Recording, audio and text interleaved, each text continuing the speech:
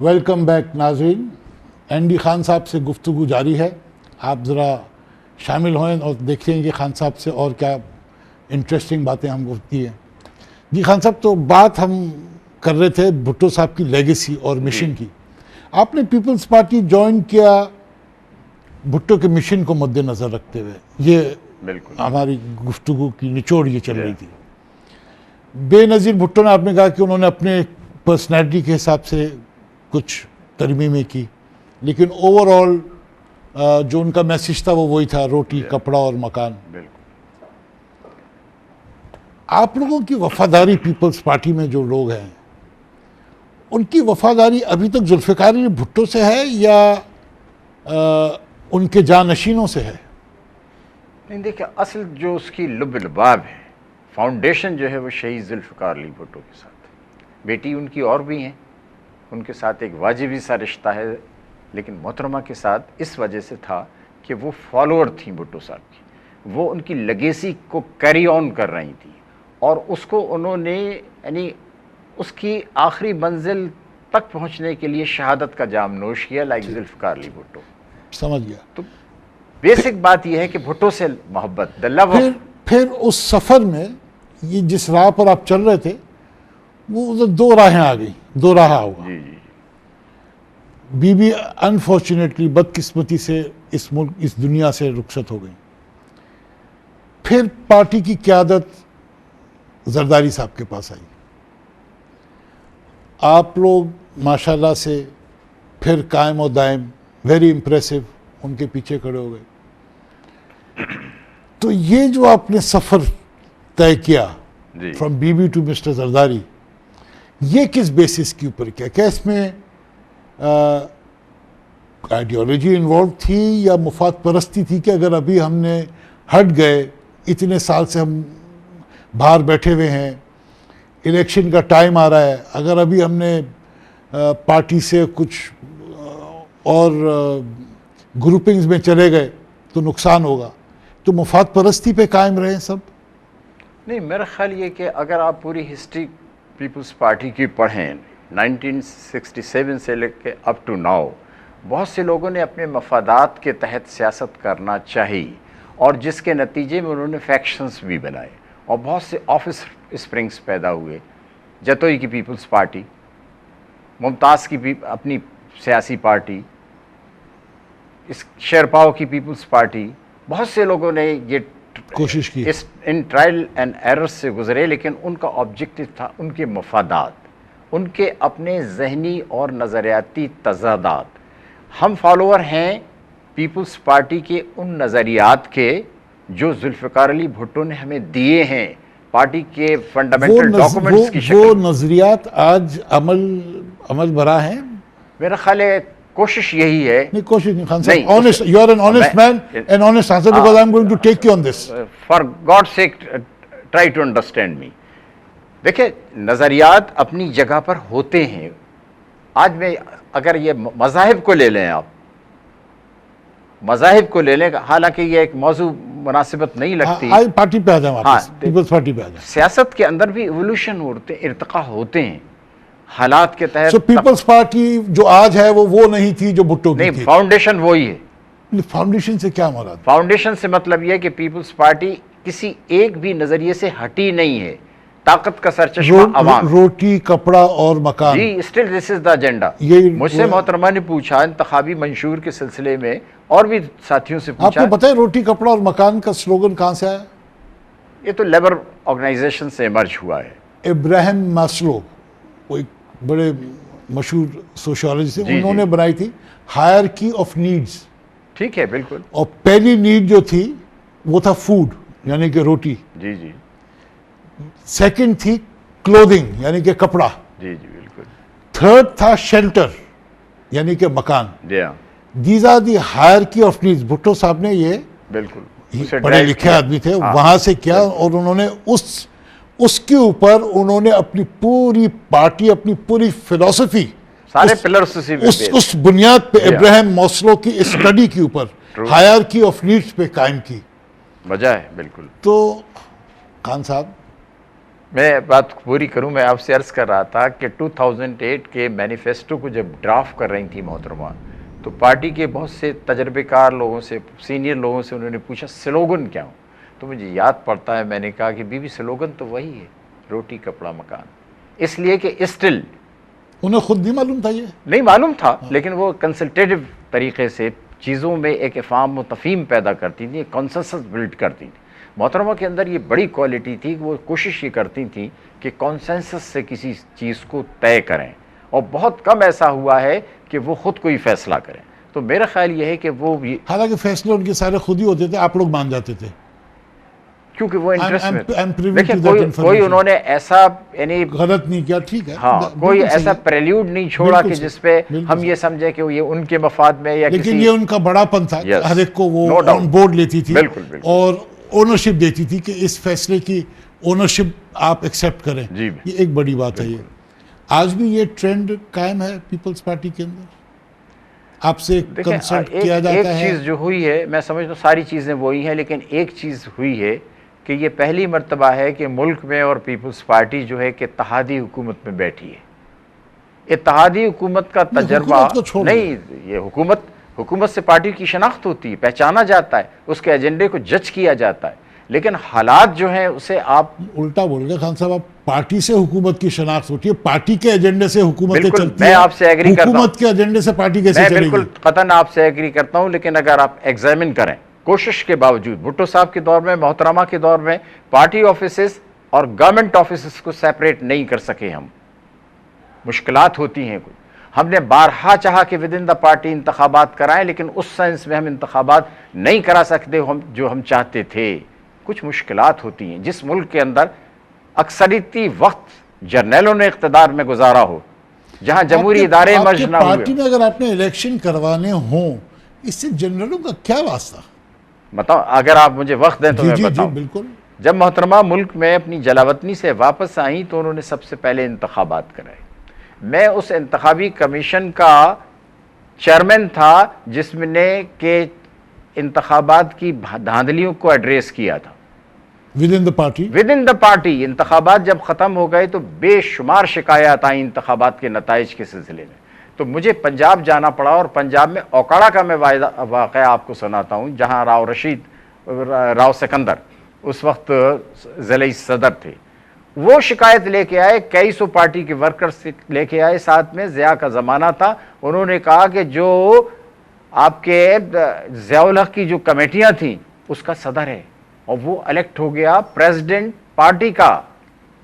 ये एजेंसियां मुखिल होती हैं, इन्वॉल्व हो जाती हैं सियासत में, और अपने बंदों को प्लान करती हैं, और उन्हें ऐसे हालात और सहूलतें फराम करती हैं कि वो पार्टी की लीडरशिप को टेक ओवर करें। जो एक वाकया मैं आपको बता रहा हूं, क्योंकि मैं तो इलेक्शन कमीशन, इसलिए इलेक्शंस इसलिए मुश्किल हो जाता है। मोहतरमा से मैंने पूछा कि आप क्यों लाइफ टाइम चेयरमैन बनना चाहती हैं, उनका फौज टेक ओवर करना चाहती है chairmanship Peoples Party. This was the temperament of the generals. General Ziaul Haq चाहता था कि पार्टी को ब्रेक करे। लेकिन मैं एक बात बताऊं आपको, ये तो बड़े लोगों की दरीना ख्वाहिश थी जी कि बेनज़ीर भुट्टो पार्टी की चेयरमैन नहीं रही। बिल्कुल कोशिश थी, और उनका कोई अल्टरनेट आए, क्योंकि जो भी अल्टरनेट आता जी जी वो बेनज़ीर के जैसा अटल नहीं होता। बिल्कुल, वो बेनज़ीर के तरह पहाड़ जिस तरह खड़ा हो जाता है वैसे नहीं होता। और वो यानी but they succeeded in their mission. नहीं टुडे मैं किसी पे इल्ज़ाम नहीं लगा रहा हूं, लेकिन आज बीबी इस दुनिया में नहीं है, तो पार्टी के चेयरमैन जो है उनके शौहर को, ये तो इंटरिम अरेंजमेंट है एक्चुअली। तो बिलावल भुट्टो जरदारी जो है ही इज द चेयरमैन। आपकी पार्टी तो फिलहाल वसीयतनामे पे चल रही है ना? नहीं, मेरी गुजारिश सुन रहे हैं, वसीयतनामे पे तो आसिफ जरदारी का नाम था, वो तो आसिफ जरदारी ने फिर बिलावल को, दैट वाज आसिफ जरदारी, उन्होंने कहा कि भाई बिलावल होगा, और ये इनकी दूर अंदेशी थी। उन्होंने कहा कि कल को खुदा ना खास्ता मुझे कुछ हो जाए, फिर कोई डिस्प्यूट ना हो, तो ये डिस्प्यूट क्या सेटल कर दो। पार्टी की हाई कमांड के कंसेंसस से, इत्तेफाक राय से ये फैसला हुआ था। बात सीधी सादी सी ये है देखिए भुट्टो साहब he was the center of the gravity. I don't have a problem with ठीक। that, but I'm just putting अच्छा, things on record. अच्छा, फिर मोहतरमा was the center of the gravity. जी। आज जो है Bilawal is the center of the gravity. Whenever he will come as a chairman of the party, I think you will see the surprise. एक कैरिस्मा देखेंगे, भुट्टोस में कैरिस्मा है, इस वजह से उनकी लेगेसी इतनी पावरफुल नहीं है। तो कौन देगा वो कुर्बानी जो शहीद जुल्फिकार अली भुट्टो ने दी है? देगा कोई कुर्बानी जो मोहतरमा बिल्कुल सही, बेनज़ीर लेकिन भुट्टो ने दी है? These are the sources of मैं strength. समझ गया, लेकिन यहाँ बात हम इस वक्त जो करना चाह रहे हैं वो कुछ मैकेनिज्म्स की बातें करना चाह रहे हैं। आपने बात की, करिश्मा की बात की और कुर्बानी की बात की, विदाउट एनी डाउट सबके लिए जाहिर है। जी जी। आज पीपल्स पार्टी कहाँ खड़ी हुई है? आज पीपल्स पार्टी हुकूमत में है। आज गरीबों के लिए क्या प्रोजेक्ट्स है? आप लोग ने एक कार्ड शुरू कर दिया, ये वो जो 1000 रुपए दे रहे हैं, क्या सोशल बेनज़ीर बहबूद स्कीम। हाँ, what is the English name for that benefit? कौन सा बेनिफिट दे रहे हैं? Social benefit. देखिए मैं आपसे मेरी गुजारिश सुनिए, ये लंदन से लेके आए हैं आप, इनकम सपोर्ट बेनिफिट।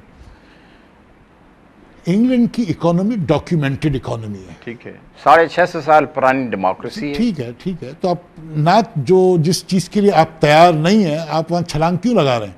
उनके यहाँ एक डॉक्यूमेंटेड इकोनॉमी है, ठीक है, बिल्कुल।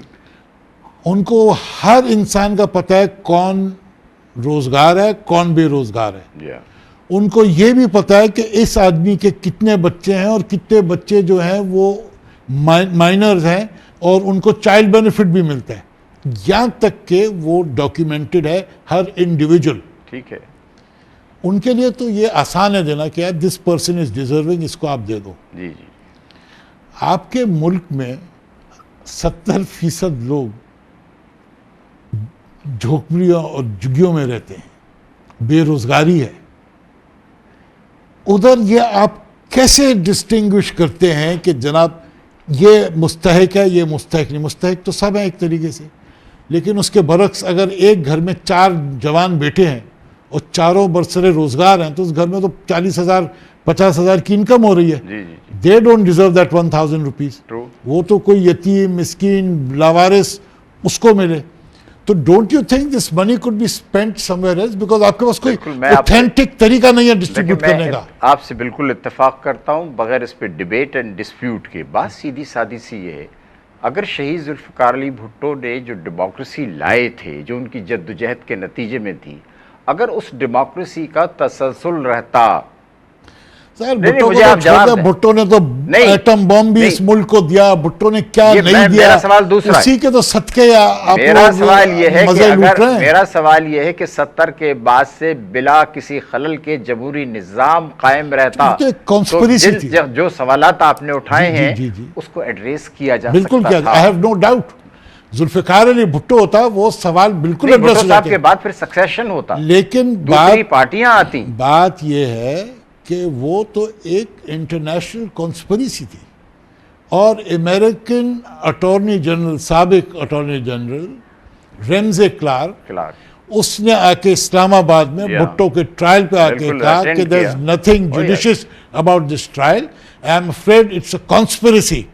उससे पूछा गया किससे कॉन्स्पिरेसी, उसने कहा बिल्कुल स्ट्रेट फेस होके अमेरिका। Oh, yes. और उसने कहा कि America can not afford to have an independent minded leader like Zulfikar Ali Bhutto in a strategically placed country like Pakistan. बिल्कुल सही है। इसकी जो जियो स्ट्रेटेजिक पोजिशनिंग है, इधर अमेरिका को सूट नहीं करता भुट्टो जैसा independent leader. They will eliminate him. मैं फिर दूसरा सवाल करता हूं, शहीद जुल्फिकार अली भुट्टो को तो इस पस मंजर में एलिमिनेट किया गया, मोहतरमा शहीद को किस पस मंजर में एलिमिनेट किया गया है? The same legacy. मैंने तो आपको कहा ना कि उन्होंने ये सोचा कि ये अगर चेयरमैन नहीं होगी, इसके अलावा कोई भी चेयरमैन होगा उसको हम हैंडल कर लेंगे। तो क्या वो आसिफ जरदारी साहब को हैंडल कर पा रहे हैं? They are uncomfortable. Ji, Still they are uncomfortable. The forces are uncomfortable. मुझे आप ये बताइए, क्या जरदारी साहब की किस बात से वो अनकंफर्टेबल हैं, जो उन्होंने अवाम के लिए की, जो उन्होंने कौम के लिए ऐसा काम किया है जिससे सब अनकंफर्टेबल है? पहली बात तो यह है कि मैं जमहूरियत चाह रहा हूं कि जरदारी साहब के साथ मडस्लिंगिंग बहुत होती है, उनकी कोई अच्छी बातें भी तो आप बताएं ना। बहुत पर्सनलाइज करते हैं उनके मामले हाँ, को, बुरी बात लेकिन मैं और बहुत सब्जेक्टिवली टेकअप करते हैं। हाँ, नहीं, इश्यूज पे we are talking on issues. Intellectual honesty का तकाजा यह है कि इस सब्जेक्टिविज्म से हट के ऑब्जेक्टिविज्म की तरफ जाना चाहिए। I think my questions are objective, they are not subjective. That's very objective and very fair question.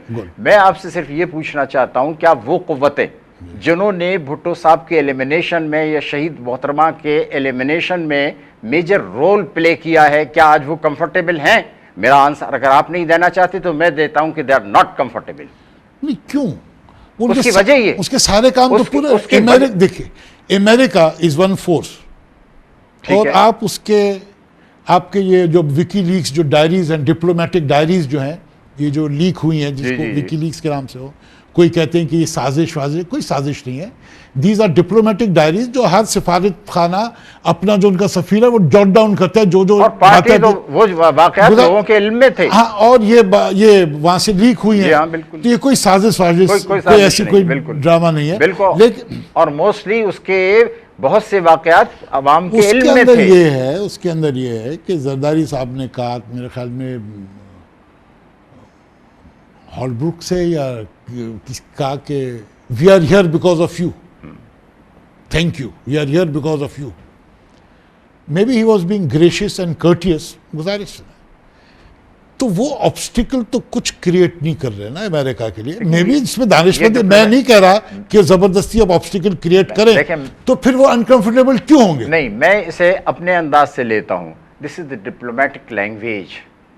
एक सिफारती जबान में ये कहा जाता है, लेकिन हकायक मैं आपसे पूछना चाहता हूं, are they comfortable with the government of the Peoples Party? I think सो।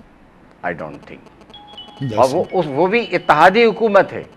अगर सिंगल पीपल्स पार्टी की हुकूमत होती तो और ज्यादा अनकंफर्टेबल होते। उनको क्या डिस्कम्फर्ट है? क्योंकि पीपल्स ने आपने कौन सा काम ऐसा कर दिया जो उन्होंने चाहा आपसे करवाने के लिए, आपने पुट योर फुट डाउन। सबसे बड़ी बात, भुट्टो को तो कहा था कि जनाब एटम बॉम्ब मत बनाओ, we'll make a horrible example of you. ठीक है, उसने कहा बना दो हॉरिबल एग्जांपल, ठीक है, बना दिया उसको, बिल्कुल सही, वो ही स्टूड बाय इट, बिल्कुल। उसको काली कोठड़ी में दे दिया। मोहतरमा ने मिसाइल टेक्नोलॉजी से उसे काली कोठड़ी में उसको बंद किया, उसने सर नहीं झुकाया, फांसी लटक गया। उसकी बात छोड़ दें। अब मुझे आप ये बताइए कौन सा एक्ट ऐसा आपकी हुकूमत कर रही है जिससे वो अनकंफर्टेबल होंगे? जबानी कलामी से क्या फायदा? मैं आपको गिनाता हूं। सबसे बड़ी बात यह है कि पाकिस्तान पीपुल्स पार्टी ने एक तवील अरसे के बाद, डिक्टेटरशिप के बाद, डेमोक्रेसी बहाल की है। पहली चीज, आज कोई भी जेल में नहीं है जो सियासी बुनियादों पर गिरफ्तार किया। दूसरी, अगेन सर्कमस्टांसेस वर सच। सर मुझे पूरी बात करने दें। दूसरी, 1973 का वो दस्तूर जो बेसिस ऑफ यूनिटी है फेडरेशन की, कोई भी अपोजिशन पार्टी हो, जब ये दस्तूर पामाल कर दिया जाता है तो रेस्टोरेशन उस पॉलिटिकल पार्टी का डिमांड होता है। उस दस्तूर को 18वीं तरमीम के जरिए से मनोगन लेटर इन स्पिरिट में रेस्टोर किया है। पार्लियामेंट्री डेमोक्रेसी उसके नतीजे में। एक गुजारिश, 18 अमेंडमेंट की आपने बात कर दी, अच्छा हुआ आपने टॉपिक छेड़ दिया।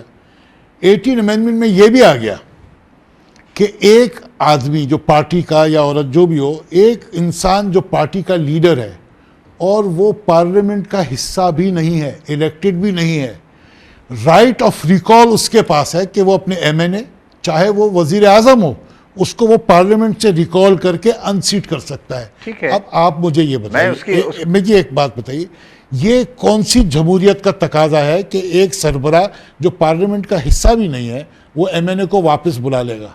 ये क्या मारूसी सियासत की बुनियादों को मजबूत करने के लिए नहीं है? मारूसी सियासत नहीं, एक command of chain of command को कायम करने के लिए कहा जाता है। तो चेन ऑफ कमांड आप पार्लियामेंट में बैठ के करेंगे या पार्लियामेंट से बाहर बैठ के करेंगे? के तौर पर खान साहब ये बताइए। देखिए, हिंदुस्तान में डेमोक्रेसी है। हिंदुस्तान को छोड़ दें, पाकिस्तान की बात, साउथ एशिया के, फिर कंपेयर करना है, एशिया के ममालिक को तो कंपेयर करना, देन कंपेयर पार्लियामेंट्री डेमोक्रेसी जो यूके की है उससे कंपेयर करें। नहीं, यूके आइडेंटिकल नहीं है, आउट ऑफ द साइट है वो। 600 साढ़े 600 साल की डेमोक्रेसी से आप उस डेमोक्रेसी का मवाजना कराएं जिसे 60 साल नहीं हुए और आधा वक्त जो है जनरलों ने अपने इख्तियार से चलाया है। देखिए, आप करें पाकिस्तान की डेमोक्रेसी को बांग्लादेश की डेमोक्रेसी से, श्रीलंका की डेमोक्रेसी से, हिंदुस्तान की डेमोक्रेसी से, ये कंपैरेबल। राइट ऑफ रिकॉल आप मुझे बता दिए, बांग्लादेश कॉन्स्टिट्यूशन में है क्या राइट ऑफ रिकॉल?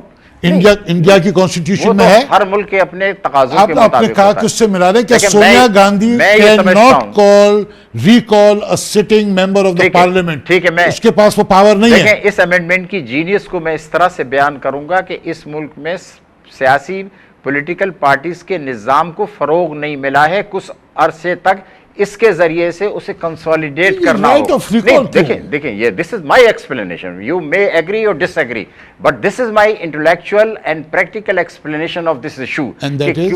हाँ, दैट इज क्या? इसलिए कि ताकि सियासी पार्टियों के ऊपर उनकी कायदीन की गिरफ्त मजबूर रहे, और हमारी सियासत में लोटाइज्म है। लोटाइज्म को कौन क्रिएट करता है? इनविजिबल फोर्सेस क्रिएट करते हैं। उनके बंदे जो हैं वो प्लांट किए जाते हैं सियासी निजाम के अंदर, और ए से लेके जेड तक जो है मुस्लिम लीगें बनती हैं। मेरी बात सुने, हु क्रिएट देम? मेरी बात सुने, किंग्स पार्टीज हैं वो। मेरी बात सुने, तो ये काम आपने अपने जो पार्लियामेंट्री लीडर है उसके सर क्यों नहीं सौंपा? नहीं, Because you don't trust your prime minister? Whoever that man may distrust be. की बात नहीं है। पार्लियामानी डेमोक्रेसी का कल्चर जब इंस्टीट्यूशनलाइज हो जाएगा तो फिर इन चीजों मकसद की ये जरूरत हुआ नहीं कि होगी। वली खान साहब की किसी ने बात नहीं सुनी तो उसको रिकॉल कर देंगे, नवाज शरीफ साहब की किसी ने बात नहीं सुनी तो वो रिकॉल कर लेंगे। अब तो राइट ऑफ रिकॉल हो गया ना। तो फजलुर रहमान की किसी ने बात नहीं सुनी, उसने रिकॉल किया। तो ये तीन एक पाकिस्तान की सियासत के मोनार्क्स बन गए और बात जमहूरियत की हो रही है। बगैर कमांड ऑफ लीडरशिप के कुछ नहीं होता है। कमांड ऑफ लीडरशिप जरूरी होता है और उसमें कॉन्सेंसस बिल्डअप करना पड़ता है। जैसा कि मैंने आपको इंस्टेंस दी कि मोहतरमा मोस्टली फैसले इत्तेफाक राय से करती थी। जब इत्तेफाक राय बात अब नहीं कर रहे, तो मौजूदा हुकूमत की तो बात कर रहे हैं जो कहते हैं कि जुल्फिकार अली भुट्टो ने बड़ी गलती की थी नेशनलाइजेशन करके। मैं तो उस पीपल्स पार्टी की बात कर रहा हूं जो अपने बानी की, जिसने इस मुल्क के अंदर कुर्बानी दी बकौल आपके, और हम सब इसके गवाह हैं। और वो कहते हैं कि जनाब, वो ये भी कह सकते थे कि the idea was good but हम डिलीवर नहीं कर सके, हमारे पास अपरेटस नहीं था, हमारी हुकूमत चली गई। पार्टी के एक सीनियर कारकुन की हैसियत से या पार्टी के लीडर की हैसियत से do you disown that? I don't defend. Do you डिसोन it? I don't defend. But do you डिसोन it? मैंने जवाब दिया ना। नहीं, आप देखिए, डिफेंड की बात नहीं है। मतलब I agree, I don't defend का मतलब है तो ठीक है, जो जैसे आप कह लो। Do you disown that statement? Naturally जब मैंने कहा कि I don't defend, it means that I stood with the idea of Zulfikar Ali Bhutto. Nationalisation उस जमाने का तकाजा था, और उन लोगों से पूछिए। चलें खान साहब जी, जरा चलते हैं 70 की तरफ। जब आपने ये सियासत का सफर शुरू किया, इलेक्शन आपने पहला लड़ा लांडी कुरंगी से, एमपीए का लड़ा था, उसमें आपको कामयाबी हासिल नहीं हुई। सारी राइट की पार्टियां इकट्ठे होकर मेरे मुकाबले में एक कैंडिडेट लाई, और उसमें मुझे 122 वोटों से हराया। तो जेन्युइनली हारे थे आप, या उसमें भी कोई आपके ख्याल में कुछ? उसके मेरिट्स में तो मैं नहीं गया। इलेक्शन पिटीशन मैंने की थी। फिर उसके बाद मुसलसल लड़ता रहा हूं, लेकिन मैं 1993 में। आजकल कौन सा कॉन्स्टिट्यूंसी है खान साहब? उसी इलाके से। I own the same constituency, Landhi Korangi का इलाका। अब इलेक्शन में हिस्सा लेंगे आप इंशाल्लाह? जरूर। वहां से टिकट मिल जाएगा इंशाल्लाह आपको पार्टी का? नहीं, ये पार्टी को फैसला करना होगा। पार्टी पिछले दफा तो नहीं दी पार्टी ने आपको टिकट, क्यों नहीं दी? नहीं, मैंने नहीं मांगा था। मैंने टिकट नहीं मांगा था। ये तो पार्टी डिसाइड करेगी। आजकल सरगर्म है खान साहब। आप जैसे अच्छे शख्स जो भुट्टो साहब के साथ रह चुके हैं, क्यों आप साइडलाइन क्यों हुए? नहीं, साइडलाइन तो नहीं हुए, तो सरगर्म हूँ। कौन सा ऐसा? आप अपने आप सरगर्म है ना, अपने जोश खरोश में, पार्टी की वफादारी में, भुट्टो की और बेनजीर की मोहब्बत में आप सरगर्म है, लेकिन आप पे जिम्मेदारियां क्यों नहीं दे रहे हैं? I am the chief of the study circle at the central level. जो Pakistan chief of the central study circle. Yes sir, आपके ख्याल में इस मुल्क में कोई स्टडीज को अहमियत देता है?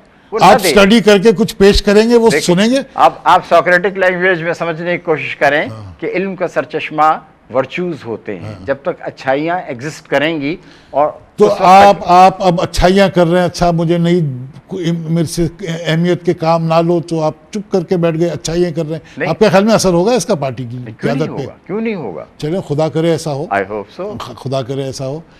फिर आप MNA बने। जी। तो उस टाइम पे आप किसके सामने कॉन्टेस्ट कर रहे थे? मुस्लिम लीग के कैंडिडेट थे डॉक्टर रहीम उल हक। अच्छा, you won that election? Yes, I won. उस दौर पे हफीज पीरजादा भी उसी सीट पे हफीज होते थे? पीरजादा 70 के दौर पे हैं। उसी सीट जब पे मैं थे? लांडी कोरंगी में सूबाई असेंबली के लिए लड़ा तो हफीज पीरजादा साहब लड़ रहे थे। ये आपके मलीर की और कैमाड़ी का एक हलका था, consisting all the villages of तो कराची। दो एमएनएस की सीटें दूसरे निकली। सत्तार गबोल साहब थे जो एक्सक्लूसिवली लियारी से लड़े थे, and both of them won. दोनों मुंतखब हुए। ये आप मुझे ले जा रहे हैं रोमांस की तरफ। सियासत का रोमांस उसी जमाने में हमारा शुरू हुआ। अच्छी सत्तार गबोल साहब, अब्दुल हफीज पीरजादा साहब और भी दूसरे लोग जो हैं कराची के हवाले से। सत्तार गबोल जब कराची के प्रेसिडेंट थे भुट्टो साहब के दौर में, जब जुल्फिकार मैं सिटी एरिया का प्रेसिडेंट, आप सिटी एरिया के प्रेसिडेंट थे, कैसा दौर था वो आप लोग में? आम आहंगी थी? कैसा था जोश, जज्बा, वलवला क्या था? बड़ी कुर्बतें, रफाकतें, वैल्यूज़। मुझे याद है मैं I was recognize as a public orator, तो मैं लांडी कोरंगी से आता था तकरीरें करने लियारी में, लियारी के मुख्तलिफ इलाकों में, और रात के 2 बजे वापस होता था लांडी अपने घर की तरफ। रास्ता पुरसकून होता था, सन्नाटा होता था, लेकिन कोई ख़तरा नहीं होता था। एक कांस्टेबल कोरंगी, जहाँ महमूदाबाद अब बना है, वहाँ पे रोकता था, मुझे कहता था जलसा ख़त्म हो गया आपका? This was the only language of love and truth. सच्चाई की और मोहब्बत की ज़बान थी। सारी सारी रात तक सरे राह सड़कों पे बैठ के वर्करों को काम करते थे, लेकिन कभी थ्रेट नहीं हुआ। जब भी तो मैं कहता हूँ this is not the world in which I was born. हालांकि कोई 100 बरस मुझे नहीं गुजरे हैं, लेकिन दुनिया इतनी बदली है कि कभी कभी अपने आप को बिल्कुल एलियन महसूस करते हैं, अजनबी। अजनबियत बढ़ी है इस दुनिया के अंदर, कल्चर चेंज हुए हैं, टेक्नोलॉजी ने जहाँ वैल्यूज चेंज हो गए खान साहब, वैल्यूज चेंज हो गई हैं, वैल्यूज चेंज हो गई। बेसिकली वही है, वाइस वर्चू हो गई, वर्चू वाइस की शक्ल इख्तियार करी। नेकियों ने बदी का रूप धार लिया है और बदियां नेकी का रूप धार के हुक्मरानी कर रही हैं। वो आपने सही कहा, दौर अलग था। जुल्फिकार अली भुट्टो जब आवाम से खिताब करते थे, जलसे करते थे, क्या जोश और वलवला पाया जाता था। मूव करते थे और इंटरैक्ट करते थे लाखों लोगों के साथ, बिल्कुल, और मजमा मूव होता था। लाखों लोगों के साथ वो इंटरैक्ट करते थे। वो बातें अब ऑल द फॉलोअर्स, हम उसी दौर की पैदावार हैं। अब वो बातें रही नहीं है। लेकिन खान साहब आपने एक बात बताई कि आप स्टडी सर्किल के वो हैं, आप इस बात से एग्री करते हैं कि जमहूरियत के अंदर इदारे ज़रूरी हैं, इदारों के साथ इंफ्रास्ट्रक्चर ज़रूरी है, अदरवाइज़ वो एक इंसान की डिक्टेशन का मोहताज हो जाता है। किसी ने तो हुकूमत चलानी है ना। जी बिल्कुल। जब कोई ऑर्डर्स देता है तो जमहूरियत वहीं दफन हो जाती है। बात यह कि अगर आपके पास इदारे हों और एग्जीक्यूटिव्स जो हैं, वजीर जो हैं, उन महकमों में इंटरफियर ना करें, जैसा कि फ्रांस में है, जर्मनी में है, यूनाइटेड किंगडम में है। Executive does not interfere in the functioning of an institution. हमारे यहाँ महकमे हैं, लिहाजा इंटरफियरेंस होती है। हमारे में ब्यूरोक्रेसी है, जो भी है, नौकरशाही जो है, फौज की तो क्या आपने स्टडी में, अपनी स्टडी में आप ये तजवीज़ देंगे कि इस मुल्क को इंस्टीट्यूशनलाइज किया जाए? बिल्कुल, with self governing and independent institution, certainly, और जिसके अंदर एग्जीक्यूटिव की दखल अंदाजी ना हो, कतन नहीं होनी चाहिए। पैरामीटर्स आप दे दें उनको कि ये गवर्नमेंट पॉलिसी है, ये पैरामीटर्स है, इसके अंदर चलना है। देखिए, उसके ऊपर आप वॉचडॉग दे दें। पार्लियामेंट्री डेमोक्रेसी के अंदर हर इदारा इंडिपेंडेंट होता है, लेकिन मॉन्टेस्क्यू के कंसेप्ट के बगैर बैलेंस ऑफ पावर क्रिएट करना पड़ती है, तवाज़ुन इदारों के दरमियान। कोई इदारा किसी इदारे के इख्तियारत में मुखिल ना हो। अदलिया है, वो अदल करे, इंसाफ करे, ना अंडर एक्टिव हो जाए ना ओवर एक्ट हो जाए। एग्जेक्टिव है, उसकी जिम्मेदारियां हैं। अदलिया कहाँ ओवर एक्टिव? नहीं, मैं ये कह रहा हूँ, अदलिया बेचारी आप लोगों को अहकाम देती है, आप उसको डिफाई कर देते। आज के अखबार जो हल्के नरम है उनको कर लेते हैं आप लोग। आज के अखबार जो हल्के नरम है, जो आपके गिरेबान तक नहीं आते, उनको आप लोग पूरा कर देते हैं। जो गिरेबान तक आते हैं वो मौजूदा हुकूमत तो अदलिया की ताबे है, जो फैसले दिए हैं उसका न सिर्फ एहतराम करती है, अमल दरामद की कोशिश कर रही है, और अगर नहीं करती है तो करना चाहिए। मैं पर्सनल नहीं होना चाहता, because it is distasteful, but you know what I mean.